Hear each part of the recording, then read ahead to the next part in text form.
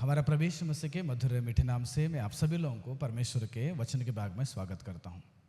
प्रियो, मनुष्य के जीवन में सबसे बड़ी प्रॉब्लम एक चीज़ वो है, वह कभी भी अपने आप को जीवन में छोटा नहीं समझाना चाहता है। अपने आप को कभी भी वो नम्र बनाकर वह अपने आप को झुकने का इतिहास में कहीं पर भी नहीं है। लेकिन बाइबल बताते हैं कि हमारा परमेश्वर प्रभु यीशु मसीह स्वर्ग का महान परमेश्वर होने के बाद भी उस महान सिंहासन को त्याग के इस संसार में एक दास के रूप धरकर इस संसार में एक मनुष्य बनकर यीशु मसीह आए थे। मैं इसलिए इस बात बता रहा हूँ कि मनुष्य के जीवन में जब हम लोग नम्र जीवन बिताते हैं, जब हम अपने आप को झुकाते हैं, जब हम अपने आप को दीन बनाकर जीवन बिताते हैं, ऐसे जीवन परमेश्वर के द्वारा बहुत सारे आशीषों को लाता है। अगर मनुष्य ये समझता है कि अपने जीवन में कि वो एक महान पवित्र मनुष्य है और कोई पवित्र है ही नहीं, मैं ही सबसे ज़्यादा पवित्र मनुष्य हूँ, मैं ही सबसे ज़्यादा शक्तिशाली मनुष्य हूँ, मैं ही सबसे ज़्यादा बुद्धिमान मनुष्य हूँ, या मैं ही सबसे ज़्यादा अमीर व्यक्ति हूँ, मेरे पास पैसा है, या मैं एक आत्मिक महान व्यक्ति हूँ, मेरे अंदर आत्मिकता बहुत सारा है, या मैं ही अच्छा प्रचारक हूँ और सही सेवक हूँ, ये समझते हैं लोगों ने। या मेरे पास ही अच्छे हुनर है, टैलेंट है और किसी के पास नहीं है, मैं जो सोचता हूँ वही सही है, मैं जो बोलता हूँ वही सही है, मैं राइट हूँ और अगला बंदा जो है वो रॉन्ग है करके मनुष्य अपने आप को इतना समझने की वजह से, मनुष्य अपने आप को इतना सोचने की वजह से जीवन में बहुत सारा मुश्किल को हासिल करना पड़ता है। दूसरी बात यह है कि बाइबल बताता है कि ऐसे सोचने से मनुष्य अपने आप को क्या करता है, धोखा देता है। बाइबल में मेरे साथ एक वचन पढ़िएगा। परमेश्वर ने इस वचन के द्वारा आज सारे जगत के मनुष्यों को कुछ संदेश देना चाहते हैं, चाहे वो परिवार के अंदर जीवन बिताने के हो, या आप एक जवान बेटा होने के नाते हो, या आप कोई कंपनी में काम करते हो, या आप एक कलीसिया में विश्वासी हो, या आप एक पासवान है, एक विश्वासी है, एक माँ हो सकते हैं, बाप हो सकते हैं, पति हो सकते हैं, पत्नी हो सकते हैं, या बच्चे हो सकते हैं। हर एक मनुष्य को समझने का बहुत जरूरी बात यह है प्रियो, गलातियों का पुस्तक, पौलुस ने गलातियों के लिए लिखा हुआ पुस्तक का 6वां अध्याय का 3 पद में पौलुस बताते हैं, मेरे साथ उस वचन को पढ़ेंगे। देखिए पौलुस क्या बताता है वहां पर, बहुत ही अच्छे एक विचार लेकर पौलुस ने कलीसिया के लोगों को समझाना चाहते थे। क्योंकि यदि कोई कुछ ना होने पर भी अपने आप को कुछ समझता है तो अपने आप को धोखा देता है। मनुष्य के जीवन में बाइबल बताता है कि यदि वो कुछ भी नहीं है फिर भी अपने आप को ज्यादा समझना चाहता है, वो कुछ बुद्धिमान नहीं फिर भी वो सोचता है कि मैं ही सबसे ज्यादा बुद्धिमान हूं, उसके पास कोई प्रकार का हुनर नहीं रहेगा, लेकिन फिर भी वो सोचता है कि मैं ही सबसे ज्यादा हुनर रहने वाला व्यक्ति हूं, मेरे अलावा कोई नहीं हो सकता है, मेरे अलावा कोई काम नहीं बन सकता है, मैं जो बोल रहा हूं वही सही है करके ये ऐसे सोचने की वजह से बाइबल बताता है कि वह कुछ भी नहीं है लेकिन अपने आप को समझ रहा है कि मैं कुछ हूं। ऐसे व्यक्ति जीवन में बहुत सारा प्रॉब्लम्स को फेस करना पड़ता है। पता है, मनुष्य कुछ होने पर भी वो कुछ नहीं, यदि कोई कुछ ना होने पर भी अपने आप को कुछ समझता है, कुछ भी नहीं है, वो आपके जीवन बिल्कुल काली है, आप कोई काम का नहीं है। ऐसे परिस्थिति होने के बाद भी आज लोग के जीवन में देखते हैं कि वो अपने आप को बड़ा समझता है। ऐसे समझने से हमारे जीवन में बहुत सारा प्रॉब्लम्स को फेस करना पड़ता है, चाहे परिवार के पति पत्नी के रिश्ते में क्यों ना हो, माता पिता के बीच में रिश्ते के बीच में क्यों ना हो, एक दूसरे के अगर नम्र नहीं हो पाएंगे, एक दूसरे के ऊपर चढ़कर मैं ही महान हूं, मेरा ही राइट है, ऐसे विचार जब रखकर जिंदगी बिताते हैं, ऐसे लोग के जीवन में परेशानियां ढूंढ कर आ जाता है। इसलिए बाइबल में कई सारे उदाहरण मैं आपको बताना चाहता हूं प्रियो। जीवन में हम अभी ये चीज समझकर जीवन बिताना जरूरत है कि हम जहां जिस घर पे रहते हैं या जिस कलीसिया में रहते हैं या जिस जगह में हम रहते हैं, नम्र बनकर जिंदगी बिताने के लिए कोशिश करना चाहिए, क्योंकि हमारा परमेश्वर खुद वो नम्र बनकर आए।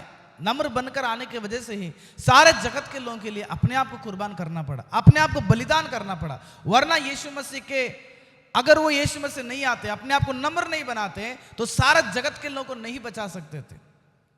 नम्र बनना पड़ा यीशु मसीह को, अपने आप को शून्य बनना पड़ा, अपने परमेश्वरत्व को छोड़कर एक इंसान का रूप को धरकर यीशु मसीह आना पड़ा, ताकि सारे जगत के मनुष्यों को एक उद्धार दे सके, सारे जगत के मनुष्यों के परिवार में एक शांति का माहौल पैदा कर सकें। अगर हमारे जीवन में वो स्वभाव नहीं रहेगा, वो सोच हमारे पास नहीं रहेगा, मैं जो सोचता हूं वही सही है, मैं जो बोलता हूं वही सही है, मैं सही हूं वो गलत है, अगर ऐसे प्रकार आप कुछ है ही नहीं लेकिन हम कुछ खास समझते हैं हम अपने आप को, तो ये आपके लिए बहुत खतरा है। आप अपने आप को धोखा दे रहे हैं। बाइबल बताता है कि वह अपने आप को धोखा दे रहा है। कैसे धोखा देता पता है? पढ़िए मेरे साथ कुछ वचनों को। मैं कुछ उदाहरण आपको बाइबल में देना चाहता हूं। बाइबल में लूका रचित सुसमाचार का 18वां अध्याय के अंदर एक फरीसी और चुंगी लेने वाला को घटना आप देख सकते होंगे। 18वां अध्याय का 9वां पद में वो घटना का शुरुआत में जब आप यीशु मसीह लोग अपने आप को बड़ा समझते थे, अपने आप को महान समझते थे, अपने आप को पवित्र समझते थे, अपने आप को बुद्धिमान समझते थे ना, ऐसे लोगों को समझाने के लिए एक घटना को यीशु मसीह ने यहाँ पर इस्तेमाल करते हैं। वो घटना ये है, 18वां अध्याय का 9वां पद में यीशु मसीह ने बताते हैं, उसने यानी कि यीशु मसीह ने उससे जो अपने ऊपर भरोसा रखते हैं, अपने ऊपर भरोसा रखते हैं कि हम धर्मी हैं और बाकी सब लोग पापी हैं, हम धर्मी हैं बाकी सब लोग पापी हैं, हम महान पवित्र लोग हैं और बाकी सब लोग अपवित्र हैं, ये जो सोचते हैं ना, और दूसरों को तुच्छ जानते हैं, दूसरों को तुच्छ जानते थे, यह दृष्टांत कहा। यीशु मसीह ने एक दृष्टांत कहा था। उस दृष्टांत में यह है कि दो लोग परमेश्वर के भवन में जाकर प्रार्थना करने के लिए जाते हैं। परमेश्वर के उस मंदिर में जाकर प्रार्थना करते समय में सबसे पहला फरीसी नाम का एक व्यक्ति जो है वह उस मंदिर के पास खड़े होकर परमेश्वर से पुकार कहता है कि ये प्रार्थना करते पहला परमेश्वर को धन्यवाद करके, प्रभु मैं दूसरे मनुष्य के समान नहीं हूं, मैं अंधेर करने वाले एक व्यक्ति नहीं हूं, मैं अन्याय करने वाले व्यक्ति नहीं हूं, मैं व्यभिचार करने वाले व्यक्ति नहीं हूं, ना ही मैं उस चुंगी लेने वाले व्यक्ति के जैसे नहीं हूं, मैं बहुत ही पवित्र व्यक्ति हूं, मैं बहुत धर्मी व्यक्ति हूं, मैं उपवास करता हूं, 2 बार हफ्ते में 2 बार उपवास करता हूं, मैं मेरा हर कमाई में 10वां अंश को भी देता हूं, मैं उस चुंगी लेने वाले व्यक्ति के जैसे नहीं, मैं बहुत पवित्र हूं। ये परिवार में होता नहीं, आपके जीवन में, ये आपके कलीसिया में होता नहीं है।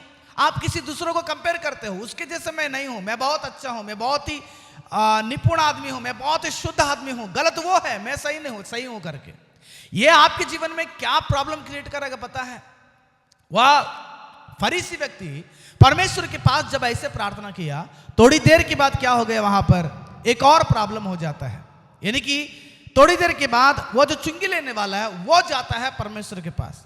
वो जाकर परमेश्वर के पास प्रार्थना कैसे करता पता है? बाइबल बताता है कि वह मंदिर से दूर खड़े होकर स्वर्ग की ओर आंख भी नहीं उठा पाता है और वो छाती पीट पीट कर कहता है कि मैं एक पापी हूं, मैं एक पापी हूं करके वो पीट पीट के कहता है, अपने गलती को मान लेता है, अपने अंदर की कमी को वो पहचान लेता है कि मेरे अंदर गलतियां हैं, मेरे अंदर कमियां हैं, प्रॉब्लम मेरे अंदर है। हम जीवन में जिस दिन इस आदत को बनाएंगे ना, ठीक है प्रॉब्लम मेरे अंदर है, प्रॉब्लम मैं हूं, मेरे अंदर कुछ कमी है, उसको मुझे ढूंढना पड़ेगा, उसको मुझे पहचानना पड़ेगा, तब देखिएगा तुम्हारे जीवन को परमेश्वर बहुत आगे लेके जाएंगे, तुम्हारा परिवार को बहुत आगे लेके जाएंगे। पति पत्नी के बीच में लड़ाई झगड़ा क्यों होता पता है? माँ बाप के बीच में लड़ाई झगड़ा, समाज के बीच में लड़ाई झगड़ा, कलीसिया के बीच में लड़ाई झगड़ा क्यों हो रहा है?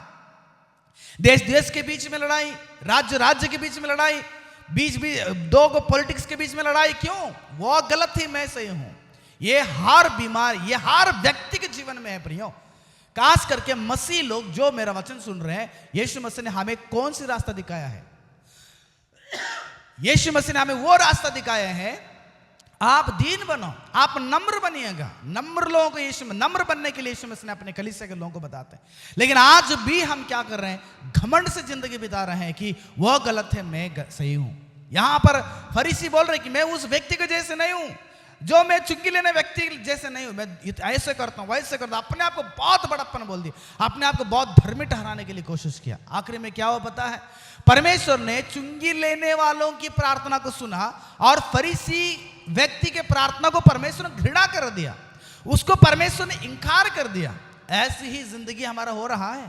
हमें बनाए हुए परमेश्वर, हमें सृष्टि किया परमेश्वर, हमारे इस व्यवहार के चलते, हमारे इस चाल चलन के चलते परमेश्वर हमें स्वीकार नहीं कर पाएंगे।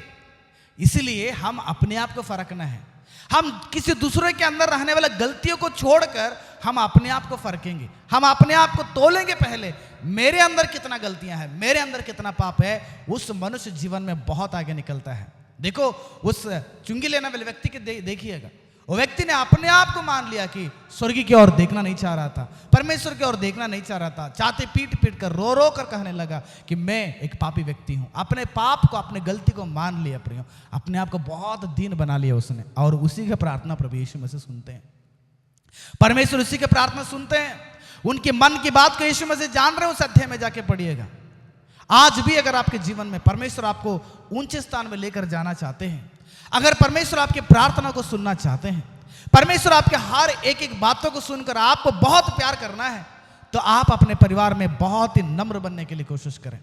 आप अपने कलीसिया में नम्र बनने के लिए कोशिश करें। आप अपने जीवन में हर जगह में नम्र बनिए, नम्र बनिए। नम्र लोगं को परमेश्वर प्यार करता है और उनको आगे लेकर जाता है। दूसरी घटना बाइबल में एक और है, मेरे साथ उस घटना को आप लोग पढ़िएगा। उस घटना ये राजा नबूकदनेस्सर एक दिन अपने सिंहासन का जो महल है, उस महल में खड़े होकर चारों ओर देखने लगा। चारों ओर देखा, अपने महल, अपना सिटी को देख रहा है, बेबीलोन सिटी को देख रहा है। बहुत खूबसूरत छाया हुआ है। बेबीलोन राज्य बहुत खूबसूरत है। उसका वहां पर रहने वाला हर एक एक इमारत हो गया, हर एक एक लोग हो गए, और वहां के गार्डन हो गया। हर चीज को देख रहे बेबीलोन देश में राजा नबूकदनेस्सर ने अपने महल में खड़े होकर, और उस महल में खड़े होकर राजा नबूकदनेस्सर ने ये सोचते हैं कि, आप पढ़िएगा दानियल का 4 अध्याय का 29 में, वही वो छत पर खड़े होकर जब टलते समय में टलने की घटना है। 30वां पद में वो राजा नबूकदनेस्सर क्या बोलते हैं, देखिए तो, क्या यह बड़ा बेबीलोन नहीं जिसे मैं ही ने अपने बल और अपने सामर्थ्य से राजनिवास होने को और अपने प्रताप की बढ़ाई के लिए बसाया है।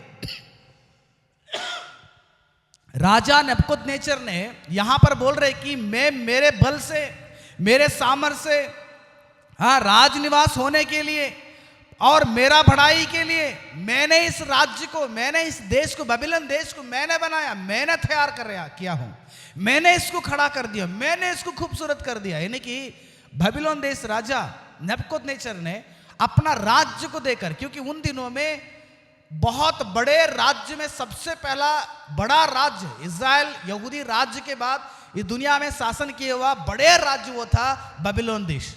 बेबीलोन राज्य है, उधर के एम्पायर बहुत बहुत भयंकर शासन करते थे। उसमें से नबूकदनेस्सर जो यहूदियों को पकड़कर बंधुआई बनाकर लेकर आए थे, सारा यरूशलेम के मंदिर को ध्वंस किए थे। ऐसे एक राजा, उस राजा को परमेश्वर ने सारा सब कुछ दे दिए थे।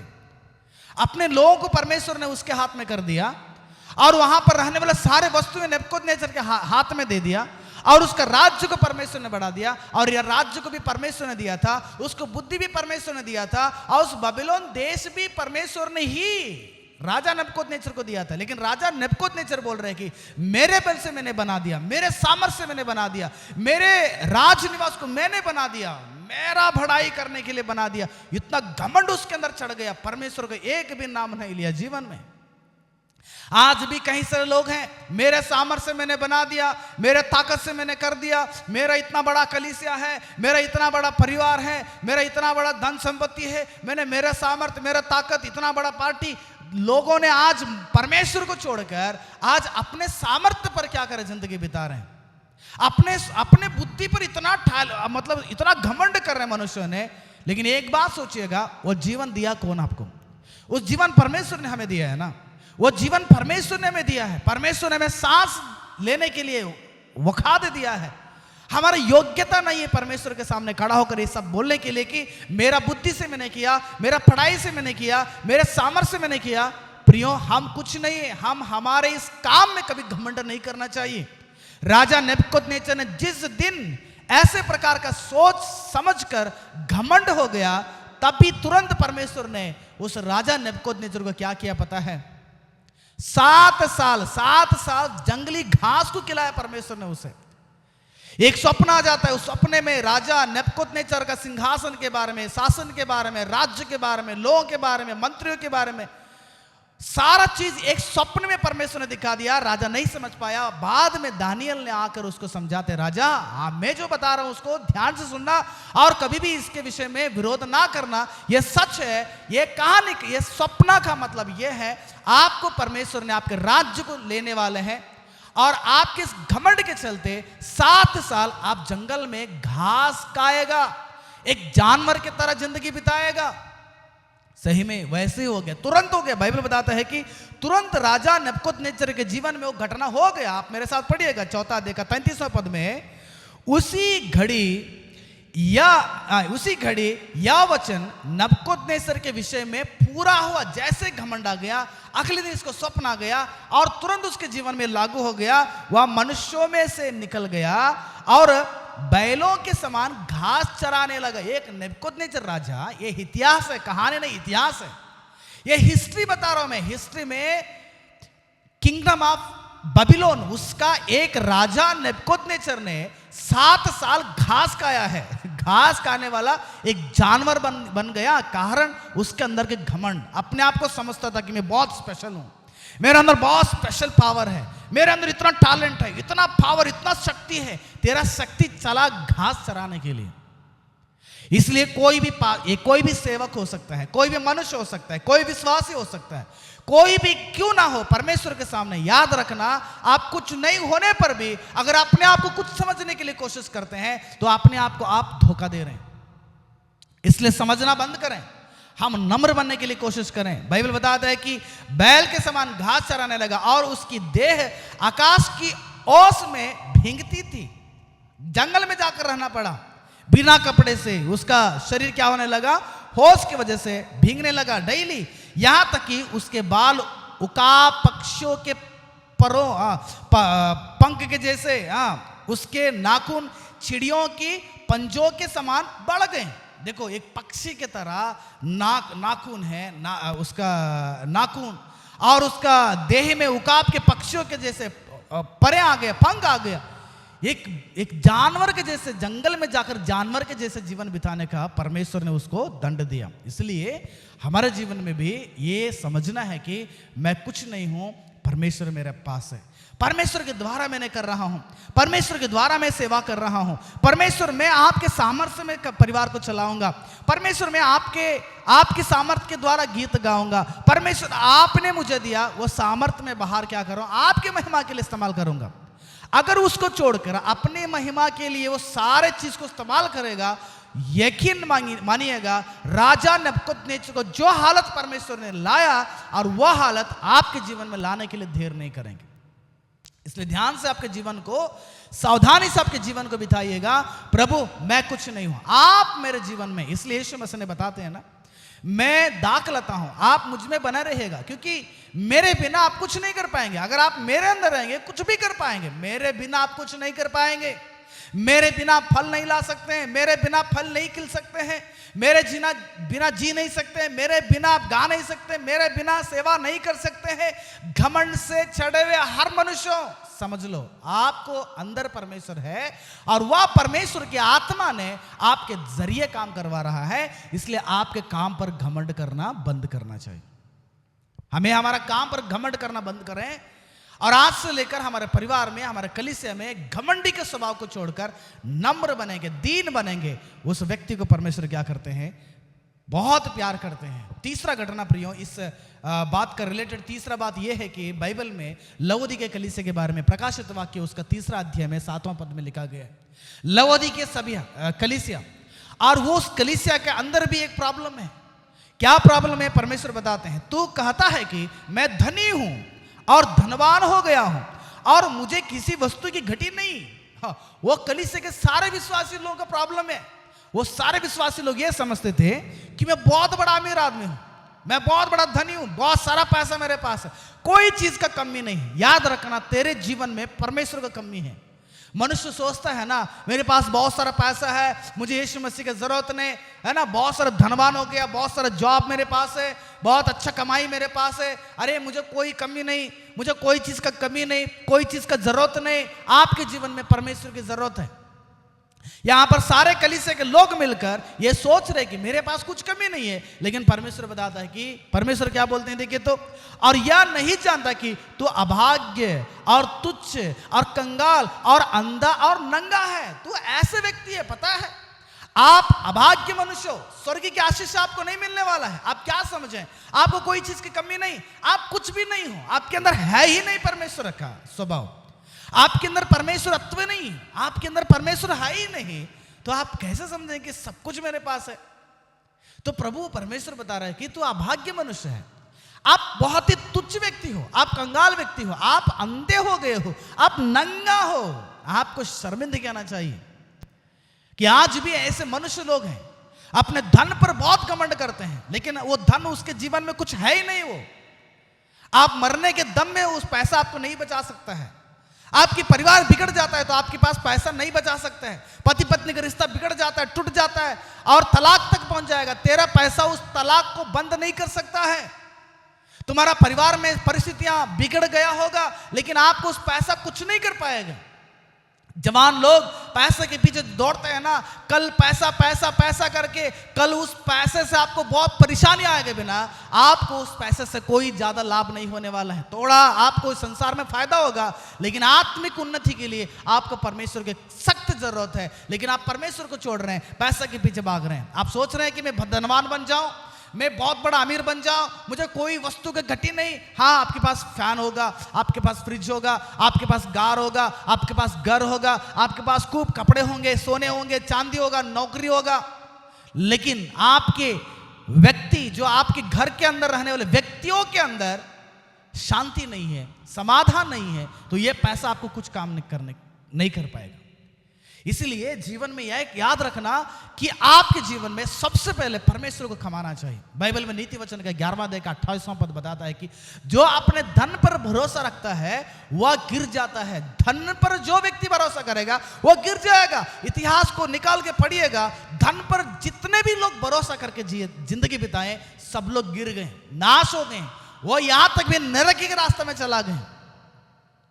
लेकिन परमेश्वर के ऊपर जितने लोग भरोसा किए थे, उनमें से कोई भी व्यक्ति नाश नहीं हुआ। उनकी जिंदगी में जो संसार की जरूरत है वो सारा पूरा हो गया, जिंदगी बहुत सुकून हो गया।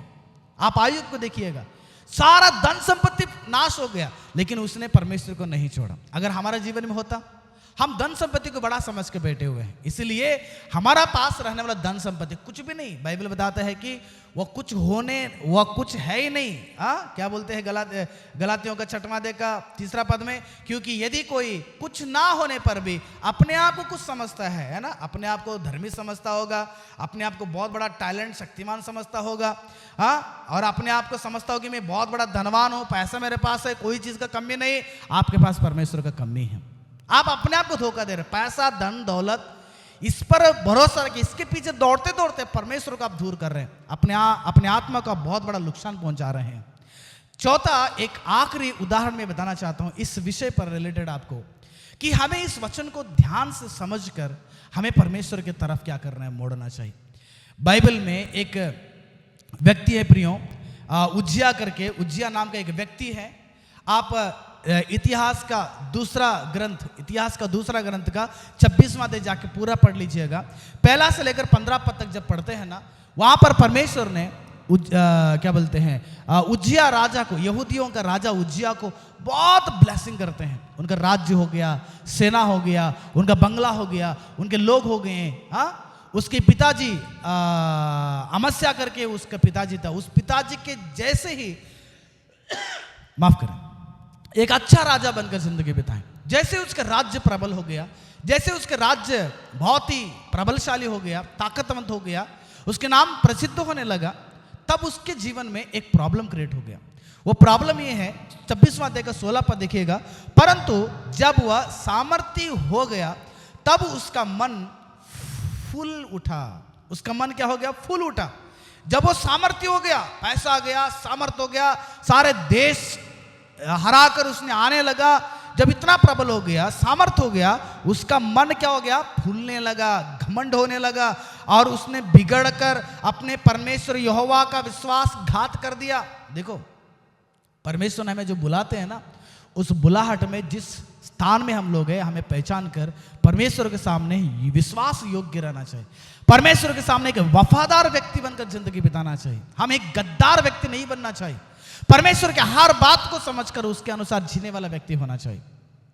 उसका गलती यह था, अर्थात वह धूप की वेदी पर धूप जलाने को यहोवा के मंदिर में घुस गया।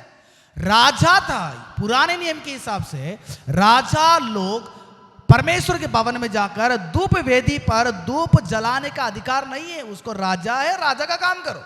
राजा दाऊद ने परमेश्वर को मंदिर बनाना चाहते थे, लेकिन परमेश्वर ने मना कर दिया कि नहीं, तेरा हाथ खून से लपटा हुआ है, इसलिए आपको यह काम नहीं करना चाहिए।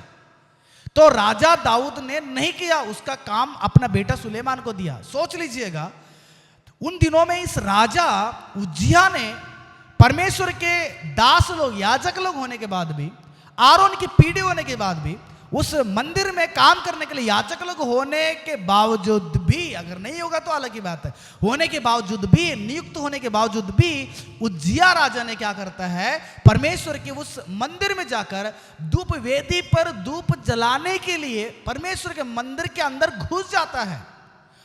बाप रे, इतना घमंड आ गया, मैं राजा हूं, कुछ भी कर सकता हूं। हाँ, मैं राजा हूं, परमेश्वर के मंदिर में जा सकता हूं, याजकों का काम कर सकता हूं। याद रखना, मेरा काम क्या, उतना करना है। ज्यादा बुद्धि दिलाने के लिए अगर कोशिश करेंगे, ज्यादा बुद्धिमान होने के लिए कोशिश करेंगे ना, उससे हमारे लिए बहुत बड़ा प्रॉब्लम हो जाता है। इसलिए अपना अपना स्थान में आप कौन है, पहले उसको पहचानना, उसको पहचान कर उस स्थान का वैल्यू आपको समझ कर उतना ही आपको करना पड़ेगा। बेटा बाप का काम करने की जरूरत नहीं, परिवार में बेटी माँ का काम करने की जरूरत नहीं, माँ के जैसे अधिकार चलाने की जरूरत नहीं। बहू का काम बहू करे, सासू माँ का काम सासू माँ करें, बाप का काम बाप करें, सेवा विश्वासी का काम विश्वासी करें, पास्टर का काम पास्टर करें। आप अगर पास्टर बनना चाहते हैं तो विश्वासी बनना छोड़कर सेवकाई कर लीजिएगा, या अगर आप एक विश्वासी बनना चाहते हैं तो सेवा करने को छोड़कर विश्वासी बन जाइएगा। पास्टर लोग विश्वासी की तरह व्यवहार करते हैं, विश्वासी लोग पास्टर की तरह व्यवहार करते हैं। बेटा बाप की तरह अधिकार चलाना चाहता है, बाप के ऊपर अधिकार चलाना चाहता है, बाप बेटा की तरह बनना चाहता है, मतलब गंदे गंदे हरकत करना, मतलब अपना अपना जगह का वैल्यू इन लोग छोड़कर, मतलब दूसरे काम के जैसे कर कर अपना वैल्यू को बिगड़ रहे हैं ना। इससे प्रॉब्लम होगा प्रियो, इससे हमारे जीवन में बहुत सारा प्रॉब्लम्स होता है। इसलिए हमें पहचानना पड़ेगा, अगर आप उस जगह के अधिकार लेना चाहते हो, उसको बनो, तुम उसको बनकर उस अधिकार को ले लो। अभी मैं यहां पर हूं, आप लोग मेरे बात सुन रहे हैं, आप थोड़ी प्रधानमंत्री बन सकते हैं। आप प्रधानमंत्री के जैसे उधर आकर टीवी के पास अगर, जैसे हमारा प्रधानमंत्री जी ने बोल दिया कि नोटबंदी हो जाएगा, क्या मैं इधर खड़ा होकर नोटबंदी कर दो बोलेगा, थोड़ी मेरा वैल्यू होगा। अगर मैं उस नोटबंदी करना चाहिए, उस अधिकार मेरे अंदर लेना पड़ेगा, तो मैं भी प्रधानमंत्री बनना पड़ेगा ना। आप हर एक व्यक्ति को वही है, हमारा वैल्यू हमको पता चलना चाहिए। हर एक व्यक्ति अपना अपना काम को फर्क है। गलातियों का 6वां अध्याय का 3-4 पद को पढ़िएगा जाकर, अपना अपना काम को फर्क है। तुम्हारा काम क्या पहले फर्क हो। आप अगर एक स्टाफ है, स्टाफ की तरह काम करो। आप अगर एक क्या बोलते हैं, कोई भी प्रकार का काम आपको दिया गया, उस काम में आप लोग नियुक्त करिए रहिएगा। राजा उज्जिया ने अपने राजा के पद को छोड़कर, अपने राजा के पद को रहने के बावजूद भी, याजक लोग रहने के बावजूद भी, याजकों के काम करने के लिए चला गया। वहां पर अजर्या नाम का एक याजक हो गया, याजर्या नाम का एक याजक हो गया, और 80 अच्छे याजक लोग और भी कई सारे याजक लोग क्या करने लगे, उस उज्जिया का विरोध करने लगे। राजा तुम ये काम नहीं करना चाहिए, तेरा काम ये नहीं है। जब राजा के विरोध में ये लोग खड़ा हो गए, उस वक्त में राजा उज्जिया ने बहुत गुस्सा हो जाता है, इतना गुस्सा हो जाता है, मैं राजा हूं, मैं कुछ भी कर सकता हूं, मैं कोई भी किसी का अधिकार भी ले सकता हूं, मैं कुछ भी कर सकता हूं, ऐसे समझकर गुस्सा आ गया। बाइबल बताता है कि 26वां अध्याय 19 पद में उससे कोड़ लग गया और वह जीवन भर अलगाव में रहा। उसको तुरंत कोड़ आ गया, शरीर में पूरा कोड़ आ गया, माथा पे पहले आ गया और धीरे धीरे फैलने लगा। जिंदगी भर वो कोड़ में ही जिंदगी बिताया। परमेश्वर पनिशमेंट दिया, क्योंकि उन दिनों में कोड़ी बीमारी सबसे बड़ा बीमारी है। अगर वो बीमारी आएगा तो समाज से अलग, घर से अलग, बच्चों से अलग, पत्नी से अलग, परिवार से अलग, अपने राज्य के छोड़कर दूर रहना पड़ेगा उसको। इसलिए प्रियो, हमारे जीवन में हमें हमारा काम पर ध्यान लगाना चाहिए, हमें हमारा जिम्मेदारी पे ध्यान लगाना चाहिए। हम लोग हमारे जिम्मेदारी को भूल जाते हैं, हम किसी और के तरह बनने के लिए कोशिश करते हैं। ना ना ना ना, हम हमारे जीवन में परमेश्वर ने हमें कौन सा जगह दिया है, कौन सा अधिकार मुझे दिया है, उस अधिकार में मैं नियुक्त कर मेरा काम करना चाहिए। अगर उसको छोड़कर नहीं मैं बहुत बड़ा बुद्धिमान हूँ, मैं कुछ भी कर सकता हूँ, क्या भी कुछ भी बन सकता हूँ, है ना। बैंक में कैशियर एक व्यक्ति रहते हैं, अब वो थोड़ी मैनेजर के चेयर में बैठ कर मैं मैनेजर करके थोड़ी बैठ सकता है, नहीं। मैनेजर का पोस्ट अलग हो जाता है, कैशियर का पोस्ट अलग हो जाता है है ना, ऐसे अलग अलग कैटेगरी वहां पर पोस्ट है, अलग अलग जॉब वहां पर है। उस काम के अनुसार हम हमारे जिम्मेदारी को निभाएं। किसी दूसरे के काम पर सिर रखने के लिए, दिमाग लगाने के लिए जरूरत नहीं। ऐसे दिमाग लगाएंगे तो तुम्हारा फैमिली में प्रॉब्लम्स आएगा, आपके काम में प्रॉब्लम्स आएगा, आपके जिस जगह में आप रहते हैं मिनिस्ट्री में प्रॉब्लम आएगा, आपके कलीसिया में प्रॉब्लम्स आएगा, हर क्षेत्र में प्रॉब्लम से खड़ा होना पड़ेगा और बहुत सारी दिक्कतें आपको सामना करना पड़ता है। इसलिए प्रियो, परमेश्वर का वचन बताता है कि गलातियों का 6वां अध्याय का 3 पद में, मैं आखिरी में उस वचन को पढ़ के खत्म करना चाहता हूं, क्योंकि यदि कोई कुछ ना होने पर भी अपने आप को कुछ समझता है तो वो अपने आप को धोखा देता है। परमेश्वर के न्याय से कोई नहीं बच सकता। इसलिए हम कुछ भी नहीं है, प्रभु मेरा सामर्थ्य कुछ नहीं, मेरा पैसा कुछ नहीं, मेरा हुनर कुछ नहीं है, मैं कुछ नहीं हूं, आप सब कुछ है। मैं नम्र बनूंगा, सबसे छोटा मैं बनने के लिए कोशिश करूंगा। यही चीज यीशु मसीह ने अपने चेलों को सिखाया। आप में से अगर सबसे बड़ा बनना चाहते हैं तो सबका सबसे छोटा तुम बनो, सबका सेवा तुम करो। लेकिन दुनिया नहीं समझ पा रहा है। दुनिया लीडर मतलब सबसे काम करवाते हैं, लेकिन यीशु मसीही लोगों को ये सिखाएं कि आप बड़ा बनना चाहते हैं तो आप छोटा बनकर सबका सेवा करना चाहिए। इसलिए आपके परिवार में, आपके कलीसिया में, आपके समाज में, आपके जहां पर काम करते हैं वहां पर हमेशा छोटा बनकर, नम्र बनकर, दीन बनकर जिंदगी बिताइएगा। दीन के प्रार्थना परमेश्वर सुनते हैं।